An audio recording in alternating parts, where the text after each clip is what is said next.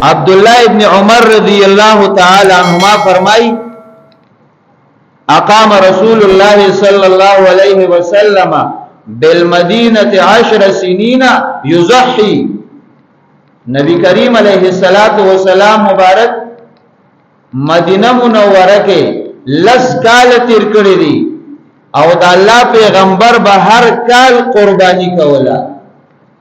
دا سه کال نه دی راغلی چې جناب نبی کریم علیه السلام مبارک قربانی نه کړی. او حضرت انس رضی اللہ تعالی عنہ فرمائی وہی جناب نبی کریم علیہ السلام مبارک با د قربانے په موقع باندې دوا گردان دا به قربانی کول. او احادیث مبارکو کې راغلی دي کبشین، املحین، اقرنین، موجوعین. نبی کریم علیہ السلام مبارک با د دو گردانو قربانی کولا. نو پر روایاتو کې راغلی دا با املحین برګبو سپین او تور رنگ بو ده. فرمائی اقرنین د دې بخکریو او فرمائی موجوعین دا بټ ټکولی شي.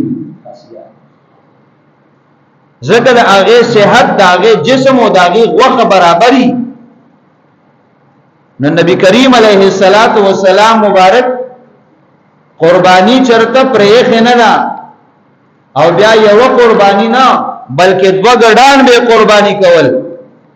او بیا پر روایاتو کې د دې تفصیل راغلي جناب نبی کریم علیہ السلام مبارک با د یو ګډ قربانی د خپل طرف نه وکړه او دویم ګډ چې به قربانی کو.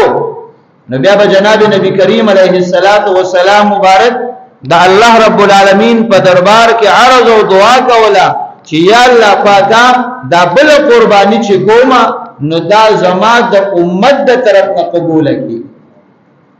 او بعضی روایاتو کې داسم راغلی حضور علیہ السلام مبارک په الله رب العالمین نه دعا کولا چې الله پاک دا بل قربانی زه د خپل هغه امتیانو د طرف نه کومه چې قربانی نه کړي. نو یو قربانی نه بلکې دو قربانی به کولې او په دغه قربانی کې به د خپل امت حصہ ګرځولا. دغه ثواب به د خپل امت لپاره ګرځاو.